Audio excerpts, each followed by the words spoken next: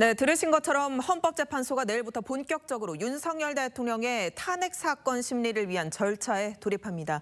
윤 대통령의 비상계엄이 이제 사법의 영역으로 넘어온 건데요. 사회부 주원진 기자와 자세한 이야기 나눠보겠습니다.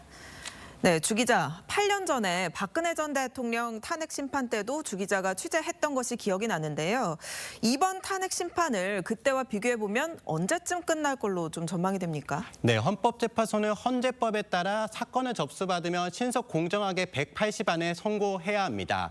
현재 공석인 재판관 3자리를 모두 채운다고 해도 내년 4월에 문영배, 이미선 재판관이 또 퇴임하는 만큼 그 전에 끝내려고 노력할 것으로 보입니다. 만약 그때까지 끝내지 못할 경우 재판관 7명이 선고하는 부담이 생기기 때문입니다. 그럼 내년 4월에 재판관 2명이 퇴임하면 한덕수 권한대행이 2명을 또 새로 임명하면 어떻습니까? 네, 근데 현재 공석인 재판관 3명은 국회가 추천하는 몫입니다. 네. 대통령은 형식적으로 임명권만 행사하는 겁니다. 하지만 4월에 공석이 되는 재판관 2자리는 대통령 몫입니다. 형식뿐 아니라 실체적으로 대통령이 임명권을 갖는 겁니다.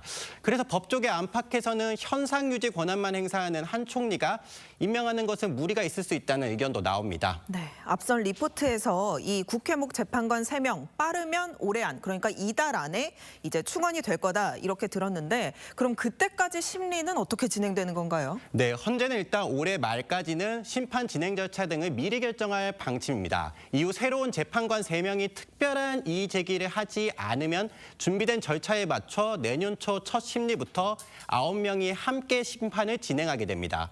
앞선 2차례 대통령 탄핵 심판을 기억해 보면 당시 대통령들이 좀 재판에 소극적인 자세로 임한다 이런 평가가 있었던 걸로 기억이 되는데요. 반면 윤 대통령은 지금 굉장히 적극적으로 임할 태세를 보이고 있는데 그 경우 선고가 더 지연될 가능성도 있습니까? 네, 양측 간의 다툼이 많다는 것은 그만큼 변론 기인이 많아질 수도 있다는 겁니다.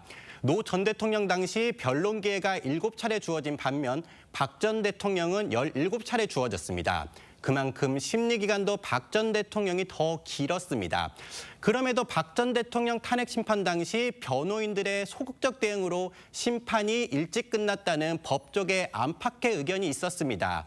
윤 대통령 측도 이런 의견들을 수렴해 더 적극적으로 재판에 임할 방침인데요. 한 법조계 관계자는 과거 박 전 대통령 탄핵 심판에 참여했던 많은 분들이 도움을 주고 있다며 이번엔 할 수 있는 모든 변론은 다 할 것이라고 설명했습니다. 네, 그럼 윤 대통령의 이 탄핵 선고 일정이 늦춰지고 이재명 대표 선고 일정이 그보다 일찍 나오면 어떻게 되는 건가요? 네, 이 대표는 지난달 공직선거법 사건 1심에서 당선 무효형을 선고받았는데요. 조희대 대법원장은 선거법 사건 633 원칙을 지킬 것을 주문했습니다. 1심 6개월, 2, 3심은 3개월 안에 선고하라는 것인데 빠르면 5월 말에 이 대표에 대한 선고가 나올 수도 있습니다. 탄핵 심판이 지연될 경우 설령 윤 대통령 탄핵이 인용되더라도 이 대표도 대통령 선거에 출마하지 못하는 상황이 발생할 수도 있습니다. 네, 경찰이 오늘 윤 대통령 2차 소원 통보하겠다라고 밝혔고 경찰은 또 체포영장까지 검토하는 상황에서 윤 대통령이 만약에 구속이 된다면 어떻게 진행되는 건가요? 네, 구속이 돼도 탄핵 심판은 그대로 진행이 됩니다. 대통령 구속은 사고인 상황이라 직무가 정지될 수는 있지만 그렇다고 직을 잃는 것은 아니기 때문인데요. 또 윤 대통령 본인이 피청구인인 만큼 구속돼도 방어권 보장 차원에서 심판에 직접 나와 변론도 가능합니다. 그렇군요. 네, 주 기자 잘 들었습니다.